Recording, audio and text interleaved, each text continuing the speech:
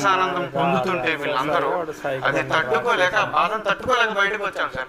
మీరు ఇందాక అనుకున్నారు కదా, మీరు అన్నారు ఇందాక విక్టిమ్ ఎందుకు ఒప్పుకుంది, అంత ఈజీగా పెళ్లికి ఒప్పుకుందంటే, సార్ నీకు సంబంధించిన వీడియోలో ఆడియోలో ఉన్నాయి, ఇవన్నీ నీకు తీసాము అని చెప్పి అమ్మాయిని బెదిరిస్తే భయపడరా సార్? ప్యానిక్ అవ్వరా? నువ్వు పెళ్లి అనగానే ఆనందంగా పట్టుకుంటారా సార్? లేదు సార్, దానికోసం చాలా పెద్ద డ్రామా నడిచింది.